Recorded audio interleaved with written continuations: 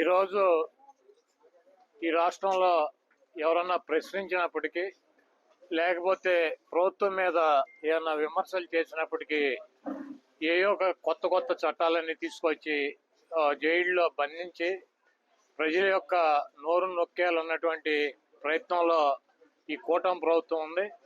మీరు కనుక గమనించినట్లయితే ప్రశ్న రావణ్ణి కొత్తగా ఉప్మా చట్టం, ఇడ్లీ చట్టం ఒకటి తీసుకొచ్చి అరెస్ట్ చేసి జైలుకి పంపించడం జరిగింది. అతను మాట్లాడినటువంటి వ్యాఖ్యలు ఇప్పుడేం కొత్తగా మాట్లాడినటువంటి వ్యాఖ్యలు కాదు. ఎందుకంటే ఈ రాష్ట్రంలో ముఖ్యమంత్రులుగా, ఉప ముఖ్యమంత్రులుగా అనేక రకాలైనటువంటి పదవుల్లో ఉన్నటువంటి వ్యక్తులే అంతకన్నా ఇంకా భయంకరమైనటువంటి భాషలో మాట్లాడినటువంటి పరిస్థితి ఉంది. అతను ఒక సంవత్సరం కాలం నుంచి కూడా పవన్ కళ్యాణ్ ని ముఖ్యంగా ఎక్కువ అతని గురించి మాట్లాడతాం, అతని మీద పోస్టులు పెడతాం, ఇవన్నీ జరుగుతున్నాయి. కాబట్టి ఒక కక్ష కట్టినటువంటి వాతావరణంలో మరి పవన్ కళ్యాణ్ పార్టీ సంబంధించినటువంటి పార్టీ జనసేన కేసులు పెడతాం, అతన్ని పోలీస్ స్టేషన్లకు 4 స్టేషన్లకు తిప్పటం, అక్కడ జనసేన శ్రేణులు దాడికి వెళ్ళటం, అయినా కూడా మరి మేజిస్ట్రేట్లు బెయిల్ ఇవ్వటం వలన కొత్తగా ఉప్మా చట్టం అని ఒకటి తీసుకొచ్చి అతను జైలుకి పంపించడం జరిగింది. అదేమంటే రావణ్ అనే అతను వైసీపీకి సంబంధించినటువంటి వ్యక్తి, మా పార్టీకి మేము డబ్బులు ఇచ్చి పనిచేస్తున్నాం అని చెప్తున్నారు.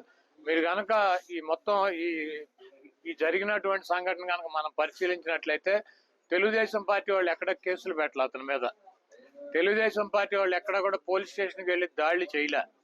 తెలుగుదేశం పార్టీ ఎక్కడ కూడా అతని గురించి కానీ, అతను సోషల్ మీడియాలో కానీ రావణ్ చెడ్డవాడనో లేకపోతే అతని గురించి ఎక్కడ కూడా విమర్శలు చేయట్లా.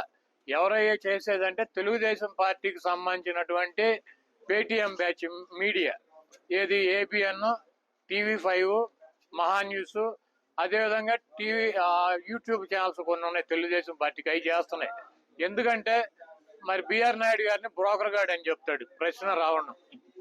అదేవిధంగా ఏబిఎన్ రాధాకృష్ణని అమరాబూతులు తిడతాడు, ఒకరిని బ్రోకర్ అని, ఒకడు లోఫర్ అని. ఆ పౌడర్ డబ్బా మన మహా న్యూస్ అయితే కనుక శాంతం ముఠాకోర్ అని చెప్పి రకరకాలుగా వాళ్ళని విమర్శిస్తాడు. అంతకన్నా ఎక్కువ స్థాయిలో పవన్ కళ్యాణ్ విమర్శిస్తాడు. కాబట్టి జనసేన అతని మీద దాడులు, కేసులు పెట్టాలని చెప్పి నిర్ణయం తీసుకుంది. మరి ఈ బూతులు తిట్టించుకునేటువంటి ప్రశ్న రావడంతో బూతులు తిట్టించుకునేటువంటి తెలుగుదేశం పార్టీ అనుకూలం మీడియా అతని మీద వీడియోలు రిలీజ్ చేసి అతను ఏదో రకరకాలైనటువంటి కార్యక్రమాల్లో పాల్గొన్నాడని చెప్పి తప్పుడు వార్తల్ని వండి వార్చి అదేమంటే వైఎస్ఆర్ కాంగ్రెస్ పార్టీకి రుద్దే ప్రయత్నం చేస్తుంది.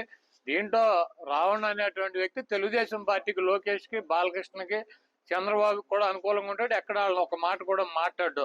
కాబట్టి తెలుగుదేశం పార్టీ కాముగా ఉంది. వీళ్ళందరూ కూడా అతని మీద మరి దాడి చేసేటువంటి కార్యక్రమం. అదేవిధంగా గతంలో మేము అధికారంలో ఉండగా జగన్మోహన్ రెడ్డి గారి మీద కూడా అనేక రకాలైనటువంటి విమర్శలు చేశాడు. మేము ప్రతిపక్షంలోకి వచ్చినా కూడా మా మీద విమర్శలు చేశాడు. ఏదేమైనప్పటికీ మేమైతే కనుక ఈ రకంగా అణిచివేయాలన్నటువంటి ప్రయత్నం చేయలేదు. చంద్రబాబు నాయుడు కూటానికి రోజులు దగ్గర పడి, ఎందుకంటే మాది గొడ్ల పార్టీ అని చెబుతాడు, ఆయన చెబుతాడు, వాళ్ళ అబ్బాయి చెబుతాడు, ఆ పార్టీ చెబుద్ది, ఆయన మీడియా చెబుద్ది. అంటే ఆయన భ్రమ ఏంటంటే పిచ్చి, ఇంకా భ్రమలో ఉన్నాడు. మేము ఏది చెప్తే ప్రజలు కూడా అదే మాట్లాడతారని. మాది గొడ్డల పార్టీ అని ఎవరు అందరు, మా సంక్షేమ పార్టీ అని చెప్పి ప్రజలు మాట్లాడుకుంటారు. మాది గొడ్డల పార్టీ కాదు, నీది బూడిద పార్టీ అని చెప్పి రాష్ట్రంలో ఉన్నటువంటి ప్రజలు మాట్లాడుకుంటున్నారు. ఈ రోజు తెలుగుదేశం పార్టీ అంటే అతనికి వ్యతిరేకంగా ఉన్నటువంటి వ్యక్తుల్ని పోలీస్ స్టేషన్లకు తీసుకెళ్లి తగలెట్టి బూడి చేసేటువంటి పార్టీ తెలుగుదేశం పార్టీ. అంటే బూడిద పార్టీ, ఇది బూడిద ప్రభుత్వం అని చెప్పి మాట్లాడుకుంటున్నారు. మీకు రాబోయే రోజుల్లో మీ పార్టీకి మీకు ఆ బూడిదే మిగులుతుందని చెప్పి తెలియజేస్తున్నాం.